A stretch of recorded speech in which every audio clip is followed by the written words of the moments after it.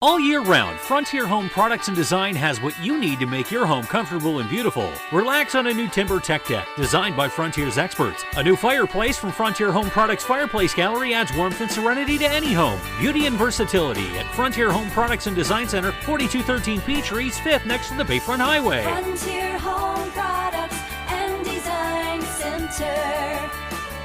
Discover a new frontier. PA contractor number PA039007.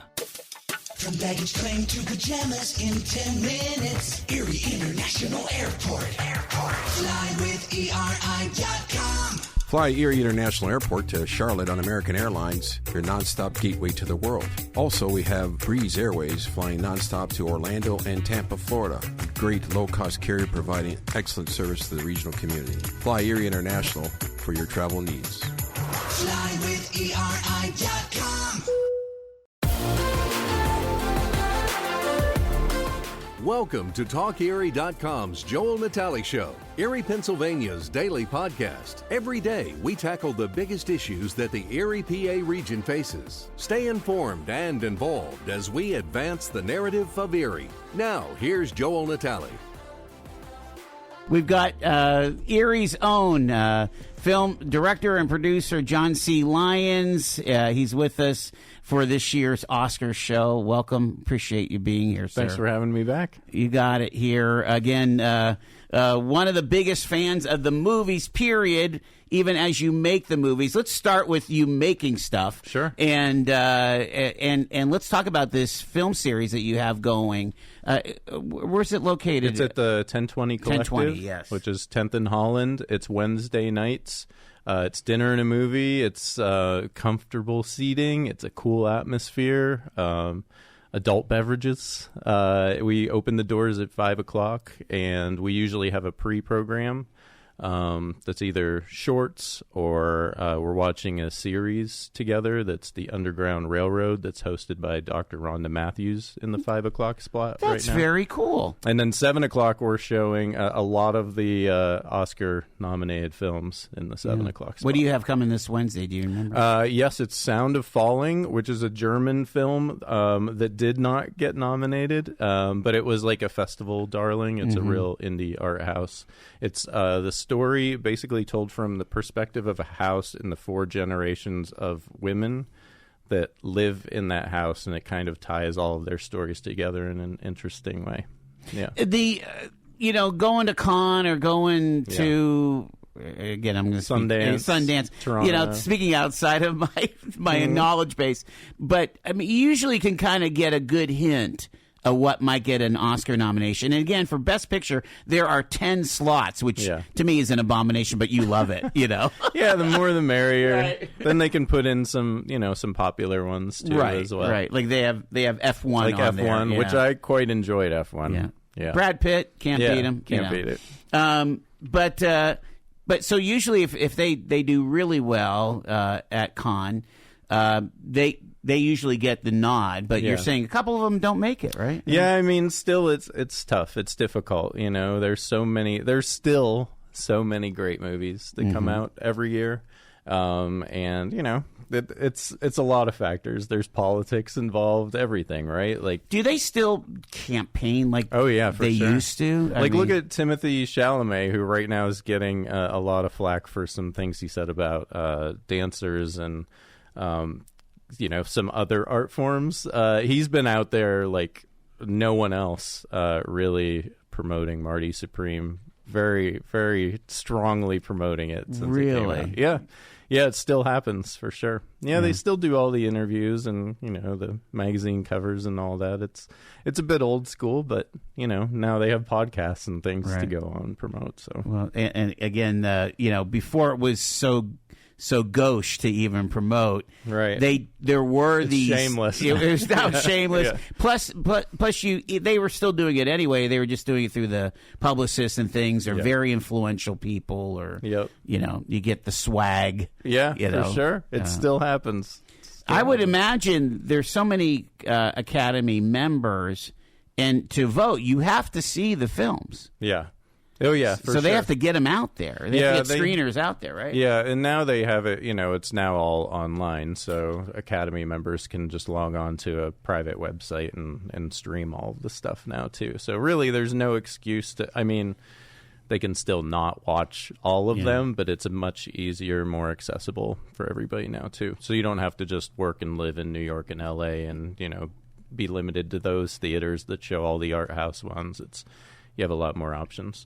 I learned this stuff from Jackie George, who's a producer here in Erie, that moved back home and had a big career out west. She's a voting Academy member, and she keeps me up to date on those logistics, which is pretty cool that we have somebody here voting for the Oscars. Yeah, she a famous name around these parts, and certainly in L.A. The you've also we've talked about your experiential project here. Tethered, yeah. So we had our second big flagship Tethered show in the fall at the Manicore, and it was great. I was telling you before, we had people buy tickets from Brooklyn, Canada, far reaches of Ohio, awesome. and down by Pittsburgh, and we had hundreds of people come through. We did 4 shows this time. Wow. And it was great. The cast was amazing. It's a lot. It's a big ask, but it went really well. And since that one ended, we're already working on the next show for hopefully this fall. That's tremendous. Again, different storylines, different elements depending on where you are in the building, right? Yeah, it's basically a choose your own adventure. You step into the world of the show, and as we talked about before, instead of just passively watching the performers on a stage, you're in the space and they're in the space, and the entire space is the show, the location of the show. Berlin. And finally, some film projects you're working on? Yeah, so I worked with Melissa Troutman and Mike Berlin on a short documentary called Watershed, which is part of the Hidden Creeks project. And there's an installation where you can see parts of it at the Blasco Library. And then on April 8th, we're going to show it at the Film 1020 at the 1020 Collective. So what date again? That's going to be April 8th. Okay. And it's called Watershed. It's showing at 6:30 before the feature film, which is one of the Oscar-nominated films. It was just an accident. And it's about the Mill Creek flood of 1915 and the creation of the tube, and kind of how we can be better stewards of protecting that tube, which is so important, but it's kind of an out of sight, out of mind thing. I learned so much working on that documentary. I didn't Have know you done about... documentaries much before? So Melissa Troutman and I did the Lake Erie Our Kin documentary the Chronicles show, Chronicles, yes. which Mike was, the showrunner for Chronicles. So it was cool to kind of reunite with them to do another one. So yeah. The I think there's a actual movement in the environmental world about kind of rebirthing these creeks that many years ago they thought, we'll save lives if we just stuff them. Right. Meanwhile, there's a lot of benefit that comes to open flowing water. Yeah, for sure. Yeah, it changes the whole character of, the city, of the community, to have that direct relationship with nature. We do talk about that in the documentary as well. You do lose a little bit when, that direct connection is severed in a way. Yeah. All right. Let's start with the. It was 2025 a good year in pictures? Yes, always. I will say that every year. I ask it every year, and you have the set response. Yeah, I mean, I love film. I love this art form. I learn so much about different cultures and people and things like that. And I also love a good popcorn movie too. So it occurs to me though that we had that run with the Marvel MCU, right? Right. And that really funded a lot of what I guess it would have been Disney at the time. I mean, what they could do otherwise, right? And of course, it got people coming to the theater, for the Avengers or whatever. Yep. And so it was a good. Those were good times for the movies, and that was all pre-COVID, though. Yep. Yeah, the big event movie. Yeah. Yeah, the tent pole, right? Yeah, the tent pole you had to see in the theater. Yeah, and I think they're seeing like diminishing returns on that kind of stuff. Why aren't they doing the big? Well, I mean, they're up to like there is a new Avengers that's coming out this year, and they're bringing Robert Downey Jr. back in as a different character. I thought we lost him. Yeah, we did, but we didn't. So he's coming back and playing another character, and I'm sure people are very excited about those. I've kind of burnt out on them personally because it started. We don't have to get into this, but it kind of felt like a soap opera, episode of the week kind of thing, where you got to keep watching them and you don't get a lot full of cliffhangers. Story. Yeah. So. Well, but again, we had. I guess my question is that there always will be a lot of sequels and things, and how many Fast and Furiouses can we have? Yes. Right. Yeah. But I'm trying to think 10. of I guess we could have 10. Yes. But I'm thinking of the big movies that got the kids out, because when I was a kid, we went to the Harrison Ford, we went to the Raiders movies, we went to the Star Wars movies and the original, trilogy and so on. I think Minecraft probably was one of them. Yeah, I'm trying to think. Huge though. business. Yeah, I mean, Hollywood would call them like the 4 quadrant pictures, where it's kind of like you touch all the age groups, both men and women across the board. Yeah, that's kind of like the sweet spot. But was there a MI? Was there a Mission Impossible last year, or might have been? There 2 years was, ago? and I was really disappointed by it. Oh, you didn't like the ending? No, for me the best one was a couple Mission Impossibles ago. Yeah. And of course, what was it? Right after COVID, we had Top Gun Maverick, which was almost like reopened theaters. Yeah, Tom Cruise is quite a force at the box office. I mean, if you think like how many Hollywood stars do we have left? I think you've got Brad Pitt in F1, you've got Tom Cruise out there, but who else is kind of Can like Leo open a picture? Leonardo DiCaprio? Yeah, I think so, but I think they kind of have, limited draws, and there's different people coming up too, like the next generation. I'm wondering if Timothée Chalamet is becoming like that. Emma Stone kind of is. Yeah, Emma Stone, Zendaya, like there are people out there for sure. Are they that big, that bankable? I'm not sure. Interesting. I guess we'll find out. Tell that story, John, because I think we were just kind of going over some of the big pictures that you're loving here. Yeah. Talk about that. Yeah. Yeah. So I was saying my top 3 favorites from last year were Hamnet, One Battle After Another, and Sentimental Value. Hamnet we're actually showing March 25th at Film 1020 at the 1020 Collective. But when I saw Hamnet, which is by this filmmaker Chloe Zhao, who I really love. It was produced by Spielberg, which was an interesting surprise. But man, I have never cried at a film as hard as I did in that one. And Dave Richards, if anyone knows, Dr. Rock, Dr. Rock.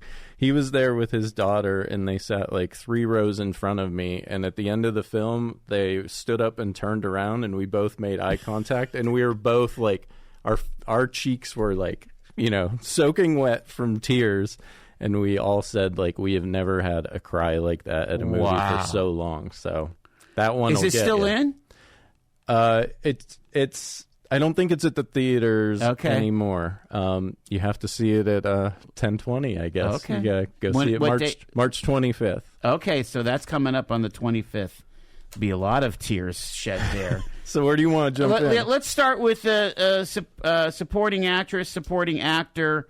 There's some new names, a lot of new names, and a couple of veterans there. Talk about them. There's a lot of people nominated from Sentimental Value, which, again, I really, really loved that film. There's actually 2 people from Sentimental Value in Best Supporting Actress. Yeah. And then Tiana Taylor from One Battle After Another was fantastic. Actually, everyone here is fantastic.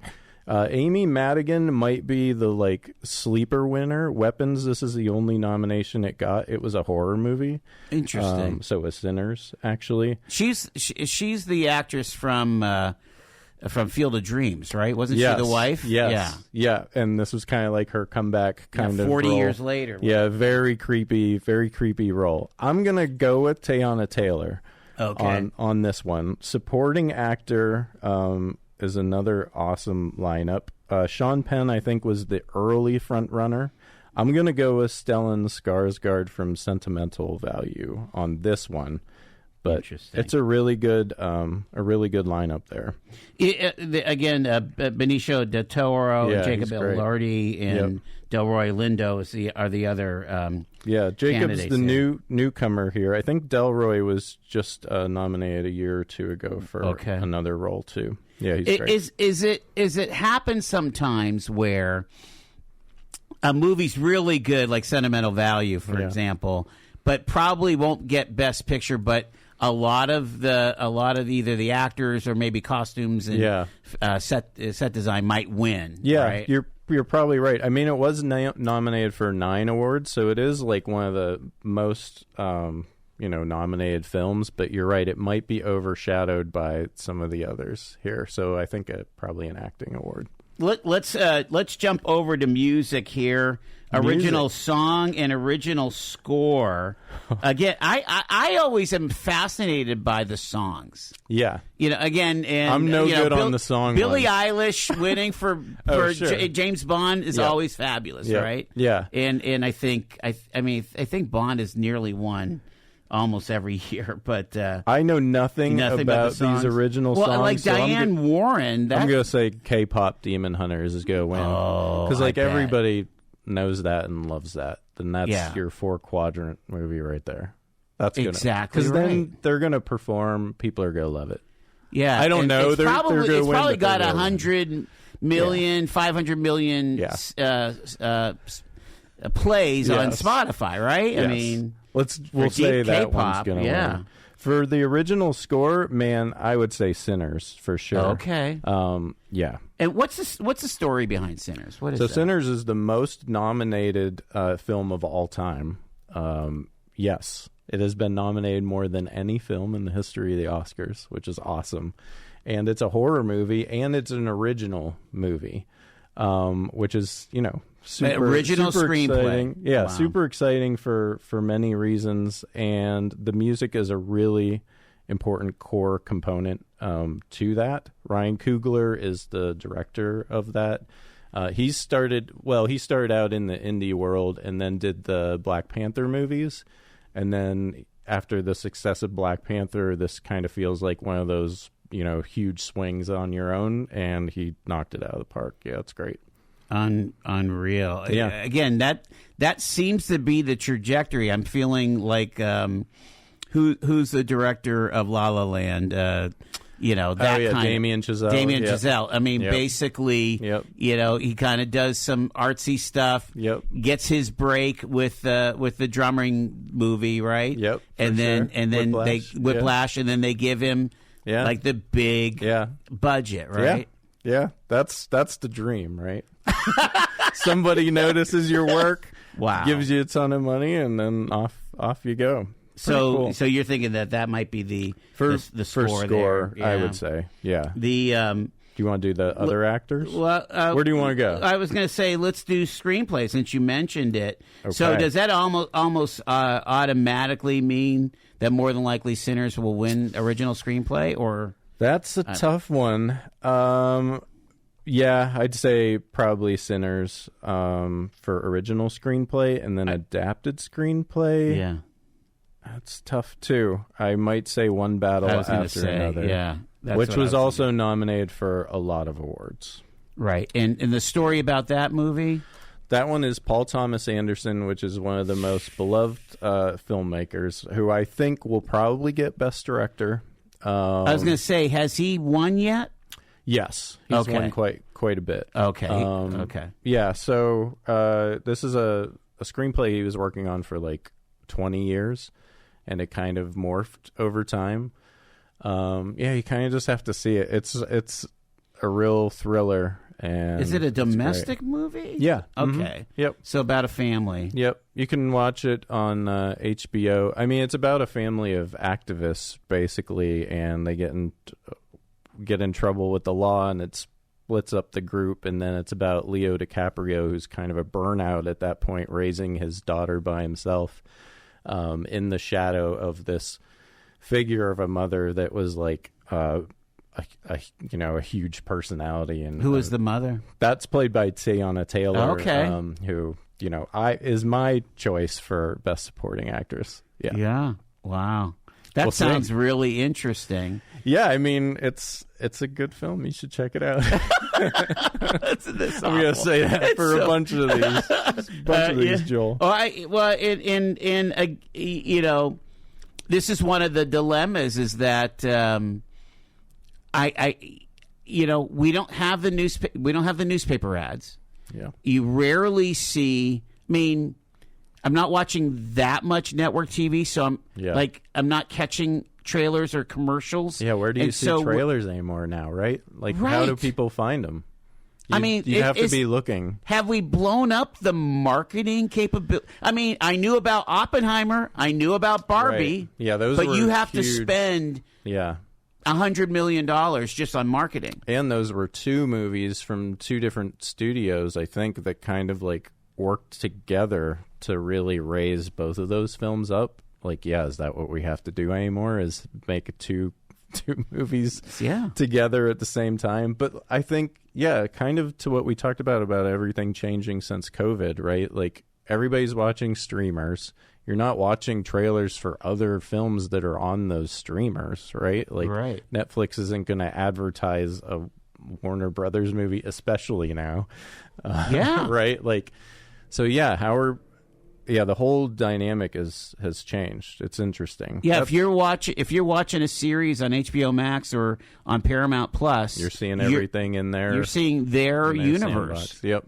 Yeah, it's interesting. It really makes it more difficult. Again, I grew up where you got the Friday paper, went to the back page of the sports section, and that was the listing of the theaters. Yep. And you'd see reviews also in the paper, right? Yeah, now you're really asking for something, John. We do get reviews in the Erie Reader. I will give a shout out to Forrest Taylor, who comes to all of our Film 1020 events. He's a good voice for film, and might be our last voice for film in the region. Unreal.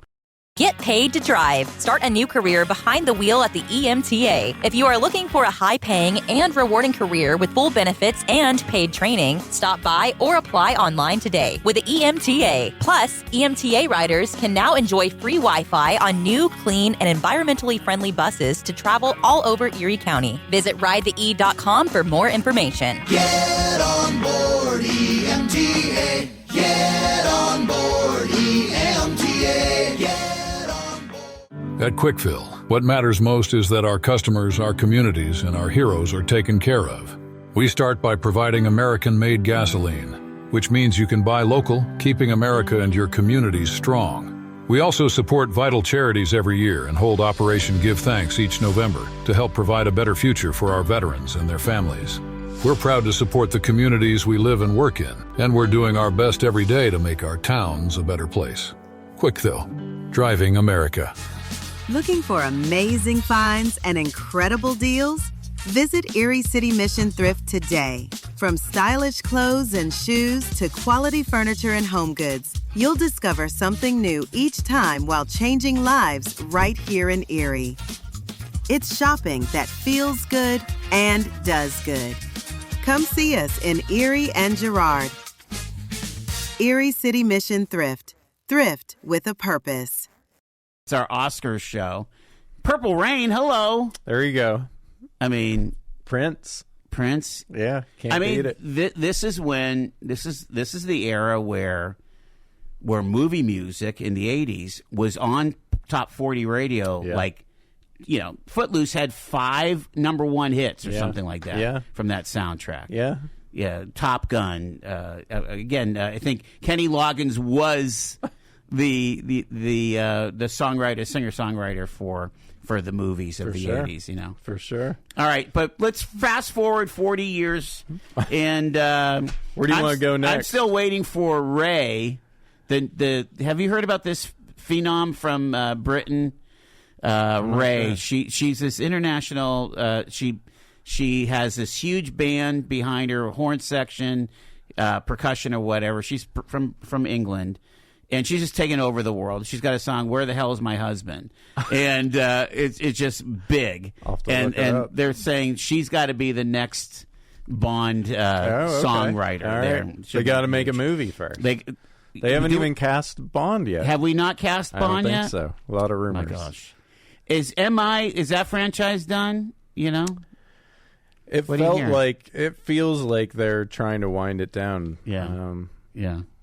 So again, Mission Impossible is what we're referring to. Yes. So what are like the big franchises right now? What's Hollywood banking? The Croods, the Trolls. If you're going kids stuff, I can't help you. You can't help me with that. Help you there. I think Trolls are they got stuff going there, but yeah. I can't. Hannah Montana's coming back for a 20-year reunion. Can't wait. I remember what was it? Who had the High School Musical. So High School Musical is a show that's on Disney Channel. They do 1, they do 2. The third movie goes to the theaters. Crushed it. Like 200 million, whatever, 100 million. I missed it. I missed all of them. The studios used to know how to make money, is what I'm saying. Well, it's tough out there. It's a lot of competition for your attention. Exactly right. Let's go to Best Actor, Best Actress. Let's start with Best Actress here. Again, you're looking at Jessie Buckley for Hamnet, Rose Byrne, If I Had Legs, I'd Kick You. Wow. Kate Hudson, Song Sung Blue. Renata Rensva. That's the sentimental value. And Emma Stone there. Wow. So this is probably the only category that you can say is 100% going to go to Jessie Buckley, Hamnet. Oh, wow. 100%. Yeah, you're just it's a slam dunk. Did she win the Golden Globe or? And Rose Byrne won it in the comedy musical. We showed If I Had Legs, I'd Kick You and Sentimental Value in the film series that we do. Like Renata's great, Emma's great. All of these, I haven't seen Song Sung Blue that Kate Hudson's in, but if you're a betting person, Jessie Buckley, that's the easiest bet. That's the only one out of all of these categories that I would say is a shoe-in. Now, Hamnet is nominated for Best Picture. Yep. Tell a bit of that story. Because I'm thinking, does it have anything to do with Hamlet? Yes. So Chloe Zhao's the filmmaker. Chloe's great. And it is about William Shakespeare and his relationship with Jessie Buckley's character and their family dynamic as he's like coming up and writing. And it's basically about the inspiration for writing Hamlet. I'll leave it at that. Is it surprising to you that period pieces like that go? That they're popular and that they're effective? Well, I'm a sucker for period drama and for period romance. So I love that kind of stuff anyways. But Shakespeare in Love was a rock. I loved it. Yeah. I know I got backlash, but I love that stuff. So yeah. It's great. It's really great. I can't say enough good things about it. It is probably my favorite film of last year. That's amazing. Yeah. That's amazing. Okay, actor Timothée Chalamet back on the list. Right. For Marty Supreme. Leo DiCaprio won battle. Has Leo won an Oscar? Yes. Okay. He has won an Oscar now. And Ethan Hawke, too. Ethan Hawke's great. Michael B. Jordan just won at the BAFTA Awards for Sinners. And then Wagner Mora, which is in The Secret Agent, which we're showing April 15th. I'm going to work in all these plugs as much as I can.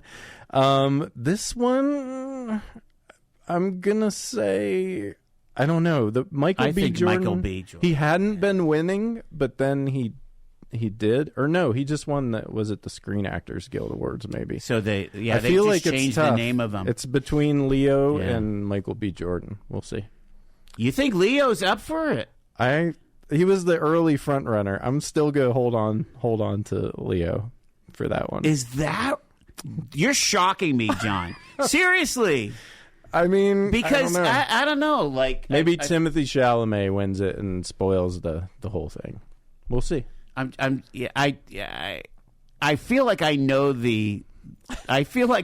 who votes for this thing, and they're always going to kind of go. Michael B. Jordan, by the way, plays twin brothers in the movie Sinners, so he's got a two lot roles on his shoulders. See, I think that they will honor that. I think you're probably right. I don't do great at Oscar polls. I'm probably wrong on this one. All right. Where do you want to go next? Let's go to director because, again, this is often the consolation prize if they're not going to give the picture. Although this kind of burned, and again, for the Society of Directors, I am sorry for the loss of David Lynch? No, well, David Lynch, but also Princess Bride. My gosh. I'm blanking too. I'm blanking. I'm not sure who we're talking about. The husband and wife, they were killed by their son. Oh, yes. Okay, sorry.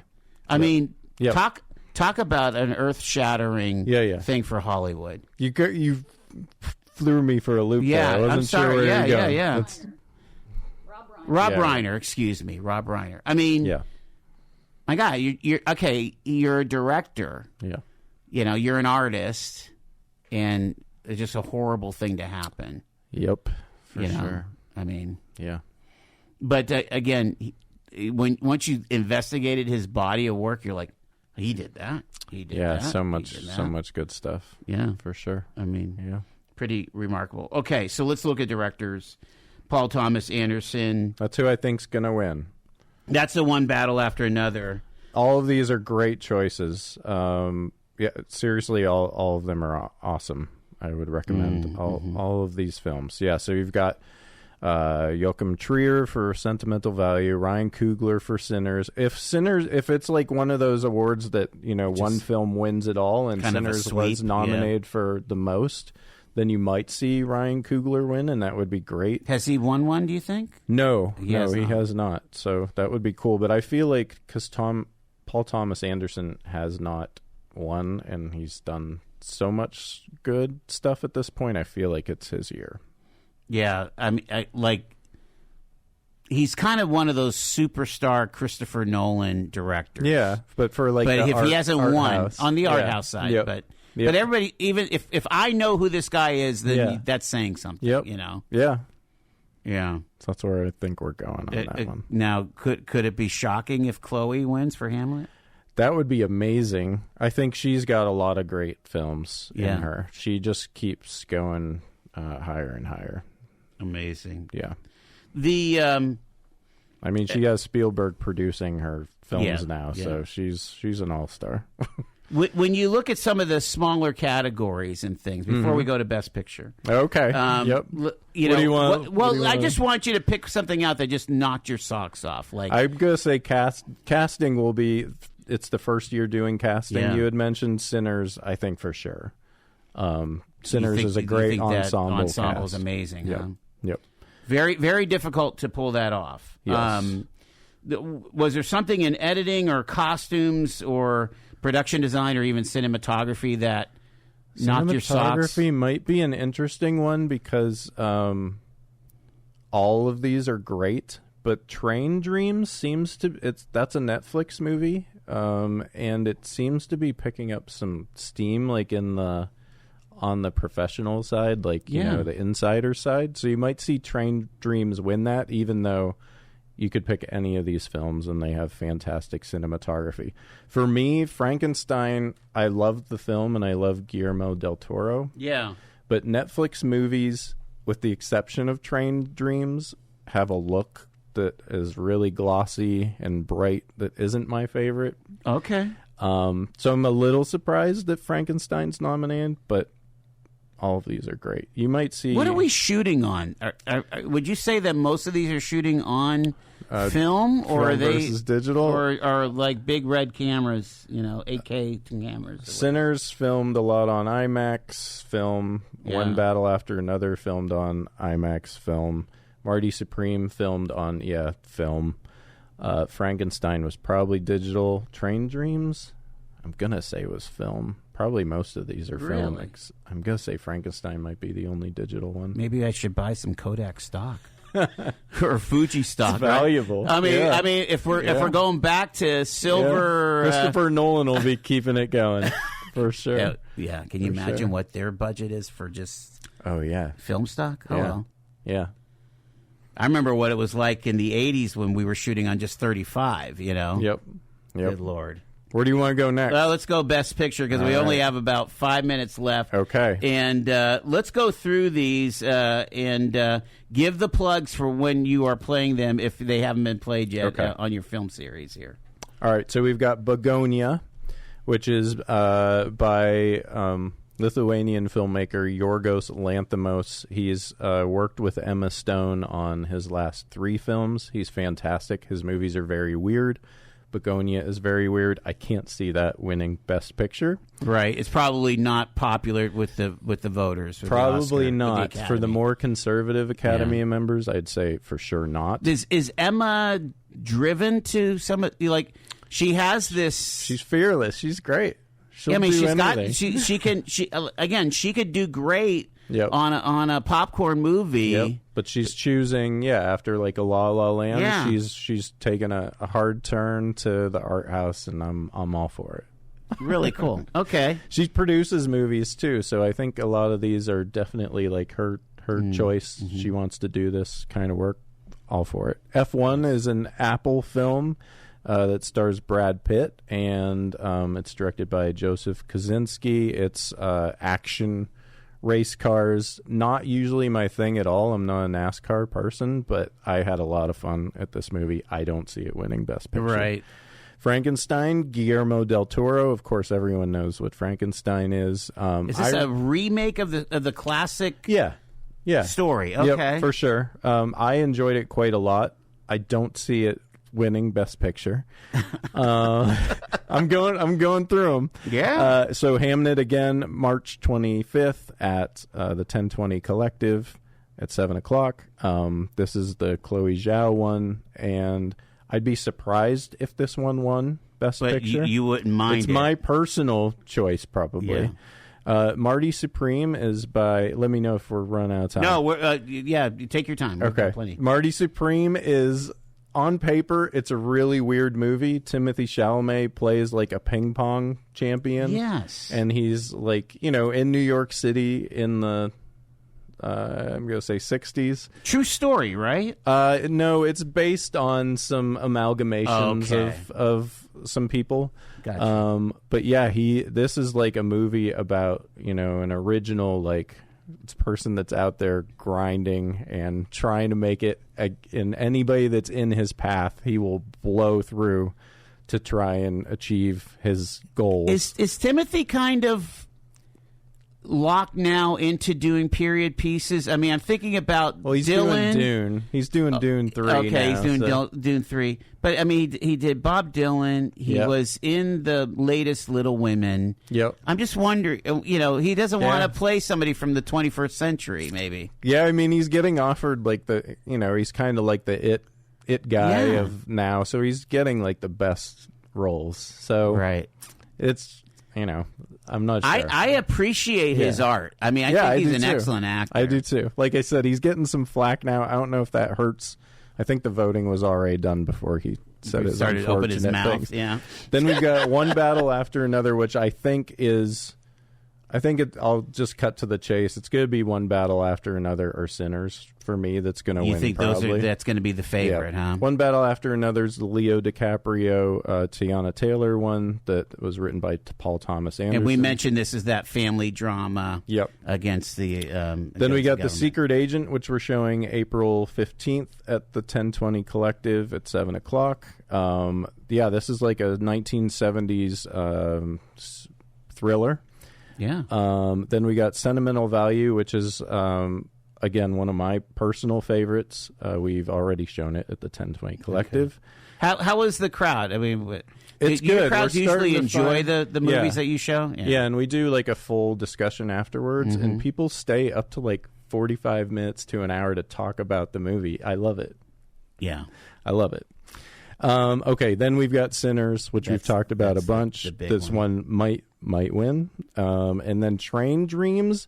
If there's a spoiler in this list at all, for some reason I'm getting a vibe about Train Dreams. You're getting hung up on Train Dreams, yeah. But it's on Netflix. I think most of your listeners probably it's going to be too slow. It's about a man, like a rugged woodsman living out in the country, and it's about grief. And it's a beautiful, more interior performance kind of a film, a very quiet, subtle film, shot beautifully. Yeah, I think it's going to be between, like I said, One Battle After Another or Sinners for Best Picture. Do you think that the Academy generally likes those stories of personal struggle and things like that? Yeah. Good acting showcase, good drama. Right. I'm thinking of, again, things like Nomadland, where it's just... Nomadland was directed by Chloe Zhao, who did Hamnet, just so you know. Yeah, so this is her new movie. Yeah. Nomadland was great, right? Frances McDormand felt very relatable. Yeah, you're like watching just this person go through these things. Yeah, her movies feel very intimate and like, kind of. What was that? Osage, August Osage County. Yep. I don't. Oh, that was who was that? That was. Oh my gosh, that wasn't a Clint. That wasn't a Clint Eastwood, right? Has Eastwood won a directing? Oh yeah, Oscar. Yeah, probably Unforgiven. Unforgiven. Right? Yeah. $1 Million Baby. He might have won that. He might have won on that one. Yeah. You're catching me. All right. I appreciate it. I've got two more questions here for John C. Lyons, again, our expert here. Number one, Conan O'Brien is the host. Yeah, he really wowed them last year. Yeah, I like him. I like him for sure. He's very entertaining. Can be like awkward and make you feel uncomfortable sometimes with his humor. But I think Hollywood needs that. Yeah. They need shaken up a little bit. But they don't need to be scorned like Ricky Gervais. No, I love Ricky Gervais, and I did love his Golden Globe stuff. I thought it was perfect. Yeah. Speaking of Hollywood needing that, I thought that stuff was great. But Conan is not that kind of host. All right, and final question. Courtney Cox is directing the Pizza Bomber movie in New Jersey. Yep. And we need you to get us an interview with her. You should talk to... Man, you know what? I'm a huge Friends fan from back in the day, and I really am a big Courtney Cox fan. Isn't that amazing? And there's some A-listers on that gig. Yeah, for like sure. Who's Shani? Who's the guy that you love? The Stranger Things guy. guy. That's going to be awesome. Yeah, he's playing Rothstein. Yep. Do you know David Durst? Who's a? Of course, yeah. He's kind of upset that they're doing the movie. Yeah. He did a play. Did you talk to him? Okay. Yeah, we had him on. Yeah, I saw his play. Okay, I thought it was great. All right, really, cool. As much as you can enjoy a story that is that tragic. Yeah, it's so dark. But and so dark. Yeah, correct. But it was really, really well done. Cool. Mm-hmm. Shout out to David. Who's playing? Who's playing? What's her face? Marjorie. Patricia Arquette. Yeah. Oh, yeah, I love good. This casting. Yep. For both of those again, roles. she's on the Apple. She's on Severance. Severance, yeah. Yeah. So that's some pretty good casting. Yeah, for sure. Yeah. I'm a big Severance fan. I heard you're not so much. Well, it's just kind of a little iffy. It's too heady for me. White Lotus, like, oh my gosh, I love White Lotus. Yeah. Yep. Too much. It's a new one of there's those. There's a lot of violence on these streamers too. There is. I don't need to see that. Whatever. But all right, someone's writing for kids. The Super Mario brother movies are taking off. The big animated. Yes. We didn't even look at animation here for. We didn't, but that is a weak area for me. So I appreciate you. Arco, Leo, K-pop. K-pop's got to win that one. K-pop. Although Zootopia, that's did really fun. well. Yep. That's a fun movie. Yeah. I've heard. Yeah. So I've heard. And Little Enemy or the Character of Rain. We've got to let you go, but what are you doing on Oscar now? Are you sitting at home eating popcorn? We were gonna have a movie, so we haven't had an Oscar movie or a party for a while. Yeah, we're hoping to bring one back next year. So for people who like dressing up, to the nines and watching the Oscars and picking the award winners and all the glitz and glamour, and do it here in Erie, nice. Probably next year we'll bring it back. You just gotta make sure you take a nap. Yeah. And then, because you're up until 11:30 for goodness sake, on a Sunday night. It's tough. Yeah, take the day off. No, I'm going to be just chilling. Watching. Yeah, me too. John C. Lyons, thank you so much. Thank you. I appreciate you sharing your expertise and your good cheer with all of this. Thank you. You've been listening to The Joel Natale Show, Erie, Pennsylvania's daily podcast from TalkErie.com. Subscribe to our show on your favorite podcatcher and get involved by emailing joel@TalkErie.com.